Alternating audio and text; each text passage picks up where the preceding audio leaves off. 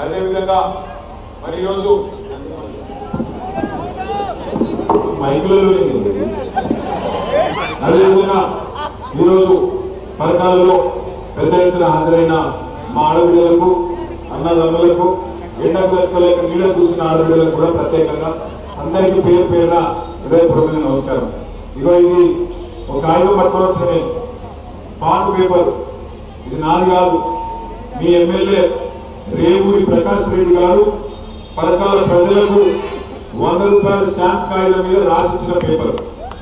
South ఒకసారి ఇన్వోయించారు, మర్చిపోయినట్టున్నారు మీరు, అందుకే చదివించారు. ఆయన ఏం రాసిందంటే, నా పేరు రేవూరి ప్రకాష్ రెడ్డి, సన్ ఆఫ్ నారాయణ రెడ్డి, వయసు 71 సంవత్సరాలు. నేను కాదు, ప్రకాశ్ అన్న. నా ఊరు కేశవాపురం, దుగ్గొండి మండలం, వరంగల్ జిల్లా. నవంబర్ 30, 2023 నాడు జరిగే అసెంబ్లీ ఎన్నికల్లో పరకాల నుంచి కాంగ్రెస్ అభ్యర్థిగా పోటీ చేస్తున్నాను. ఈ సందర్భంగా నా నియోజకవర్గ ప్రజలకు ఈ కింది విధంగా ప్రమాణం చేస్తున్నాను. ఎన్నికల్లో గెలిచిన తర్వాత కాంగ్రెస్ పార్టీ ప్రకటించిన 6 గ్యారెంటీలను 100 రోజుల్లోగా ఖచ్చితంగా అమలు చేస్తాను. ఇది ఆయన రాసిచ్చిన ప్రమాణ పత్రం. ఇప్పుడు మనం ఎక్కడైనా జాయిదాలు కొనుక్కుంటే, ఒక షాప్ కొనుక్కుంటే, ఒక 200 గజాలు కొనుక్కుంటే స్టాంపు పేపర్ మీద రిజిస్ట్రేషన్ చేసుకుంటాం. ఎందుకు? దానికి విలువ ఉండాలి, అది నిలవాలి.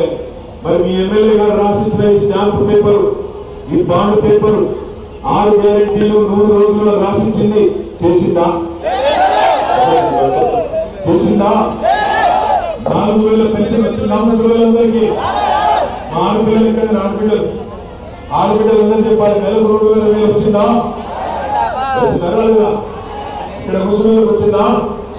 2,500 రాలే. తులం బంగారం వచ్చిందా? ఇవాళ ఫిబ్రవరి 9వ తారీఖు రైతు బంధు వచ్చిందా? యూరియా బస్తా దొరుకుతుందా? కేసీఆర్ కిట్ వచ్చిందా? బతుకమ్మ చీర వచ్చిందా? రంజాన్ తోఫలు వచ్చిందా? క్రిస్మస్ కానుక వచ్చిందా? దళిత బంధు కాదు, అంబేద్కర్ అభయహస్తం అన్న అభయహస్తం వచ్చిందా? పథకాలలో ఉండే దళిత బిడ్డలకు 12 లక్షలు కాదు 12 పైసలు వచ్చినాయా? మరి ఎందుకు ఓటు కాంగ్రెస్? 11 కార్డు నాడిగో గ్యారంటీ కార్డు అని చెప్పారు. రంగురంగులు బొమ్మలేసారు.